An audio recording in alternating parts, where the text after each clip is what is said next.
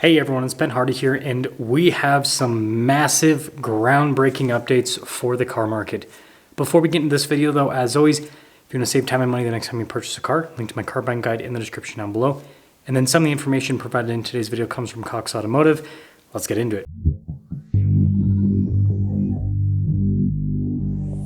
How we're going to do this is we're going to start off by going over the stats that go over the used car market, then we'll dive into the stats in the new car market, and then we'll talk about what this means for the car market.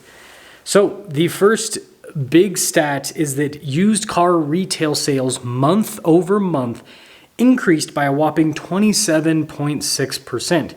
Now, part of this increase was the whole computer situation where deals weren't able to actually be logged. And so once they're able to be logged, then, the data comes through and then you actually see, but still big increase month over month, even if you take away the difference that would happen with the whole computer situation. And then if we look at wholesale values, and this really, supports the increase in retail demand, they've increased. So the adjusted rate is 2.8%, unadjusted is 0.6%.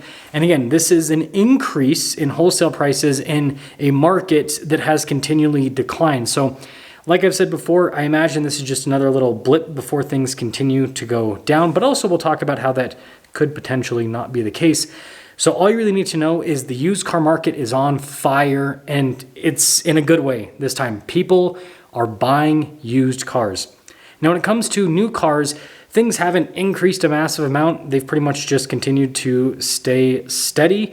But something that's really important to note is that the day supply number has kind of fixed itself. Again, a lot of this has to do with reporting, and a lot of it has to do with some of the deals that are being offered. We'll talk about that.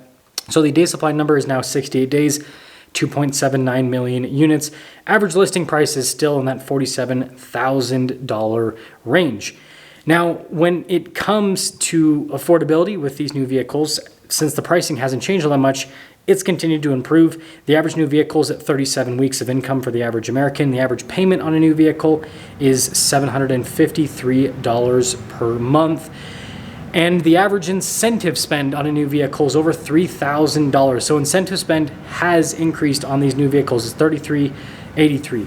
So if we put everything together with the new car market, the day supply number is not quite at a perfect amount. A perfect amount for the market is considered 60 days, but it's pretty darn close. Transaction prices, listing prices haven't really increased year over year at the same time that, real wages and all that have not increased a massive amount, but they have increased a little bit. And so cars are not getting more affordable because they are being, having massive discounts. Basically, they're getting more affordable because people are making more money and manufacturers are just holding tight on their prices. It's a very interesting situation to see in the real world. And so now I want to tie in both of the markets and explain what is currently happening, what this means moving forward. So the used car market, why is the used car market really hot? Well, the reason why the used car market is really hot has nothing to do with the overall economy and more so to do with valuations. Again, we've seen a market where used car values have continued to decline month after month. And now there's a lot of used cars out there that are finally at reasonable prices, or at least people consider them reasonable prices when they look at a comparable new car. Again, I've been doing a series on my channel where I review pre-owned cars that have depreciated quite a bit, and these pre-owned cars aren't all that old. The car that I just did yesterday was a Jeep Grand Wagoneer. Brand new, it was over $100,000. Now it's a 2-year-old car with over 20,000 miles, and it was less than $70,000 for the asking price. And so it makes sense as to why used cars are becoming more popular despite the fact that interest rates are still high, despite the fact that the economy is not doing all that well. They are finally getting into those value ranges where people are going, well, the math is starting to math. Like, instead of buying the brand new one that's $30,000, $40,000 more expensive, I'll get the pre-owned one that's low mileage, has an extended warranty. That one that I reviewed was certified pre-owned with that Grand Wagoneer, for example. So that's kind of the math that people are doing there. New cars, again, we see the greater incentive spend. And then we also have the interest rate game. And I think this is really what is propping up the new car market with what's happening in the used car market. If new cars did not have cemented rates, I think that we would see even more demand on the used car market, because the math that is currently happening with payment buyers is that the payment on a new car that is more expensive than a used car ends up being pretty similar, because the interest rate is significantly lower with those cemented rates. And so I think that's really what's currently propping up the new car market, or at least what I'm seeing, because used cars don't have any incentivized interest rates, and interest rates in used cars are actually really high right now.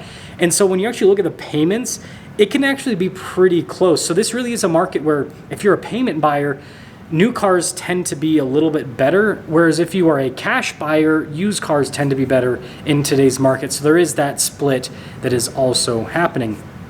And so what this means moving forward is, I think it's just a blip on the radar, frankly. And I know that's a weird thing to say, but when you look at the general trends long term, it shows that the used car market's been doing this thing where it'll have a little bit of blip because there'll be an increase in demand because people see, updated prices, they get excited, they go and buy.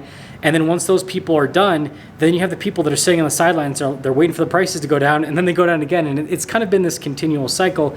And so I think that we're going to see the used car market continue to correct. Again, I don't know where the bottom is going to be, but I just don't think we're at the bottom quite yet, because although the cars are more affordable, they're still too expensive compared to their original pricing. And again, we aren't seeing an increase in new car prices, and so that's going to continue to depress these used car prices, because if the new cars continue to basically be sold at the same amount of money, then the used cars are going to have to get more affordable for them to make sense for people to buy. So hopefully that makes sense, right? Like, just to give you an example, if a new car is $50,000 and its used version is $40,000, and 2 years later that new car is still $50,000, the used one, it doesn't make sense for it to be 40 grand anymore. Right now it's an even older vehicle with even more miles, so now it's going to be maybe $30,000. You guys get the math right there. So that's kind of what's happening in the market. So it'll be interesting to see what happens with everything moving forward. But this just shows the general trend of used car values kind of going up every so often before they go down again, and the new car market staying relatively stable because manufacturers are pumping in just enough money to keep the volume going, but then to also keep their profits as high as possible. It's a money game at this point. I'll see you.